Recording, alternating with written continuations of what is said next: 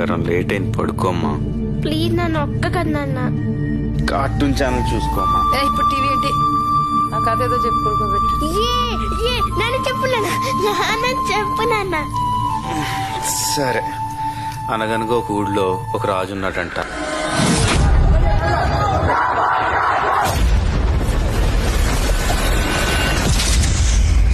చూసావా, కొండలకి సముద్రానికి మధ్య ఉన్న అడవి. ఆ బందిపోట్లలో 3 తెగలుండేవి. ఈ 3 తెగలు కొన్ని వందల సంవత్సరాలు వాళ్ళకి ఎదురు లేకుండా ఎదిగారు.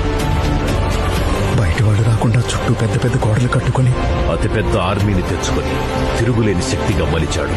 వాడి పేరు ఏం పేరు పెట్టాడు? అర్జునుడు లాంటి రూపం, శివుడు లాంటి బలం, అమరుడు లాంటి పౌరుషం, రాముడు లాంటి గుణం, కృష్ణుడు లాంటి సంభావనం. ఆ పిల్లవాడికి పేరు పెట్టాడు. వాడి పేరు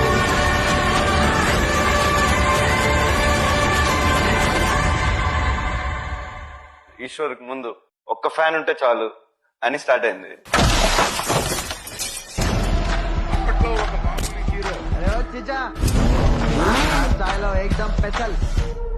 ఇంటికి చూసావా, ఆయన కొడుకోడు హీరో లాగా ఉన్నాడని అనుకున్నామంటే తర్వాత చూస్తే నిజంగా కృష్ణవాసు గారు. ఇప్పుడు చూడండి అడవి రాముడు దెబ్బ. ఈ సంక్రాంతికి ఏంటి ప్లాన్ చేస్తున్నాం? మీరు పక్కన చిరంజీవి గారు పక్కన సినిమా వచ్చినప్పుడు వీళ్ళిద్దరి మధ్య నిరంతరం యుద్ధం జరిగేది. ఆ యుద్ధంలో 3వ వాడి అడుగు పడింది. ఇన్నేంట్రా చంపేది బచ్చగాడు. మెగాస్టార్ని, గాడ్ ఆఫ్ మాసెస్ ని వెనక్కి నెట్టి విన్నర్ అయిన రెబల్ స్టార్. నా వెంట్రు కూడా పేకలేడు. ఉన్న స్థలం బద్దలుగొట్టి వాడు చెప్పుల సైజు చిన్నదైనా వాడు అడుగు పెట్టాక దారి పెద్దదైంది.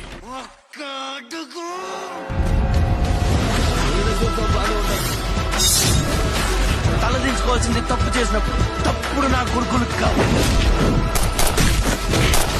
ఇంకేం పీకుతావురా? చేసి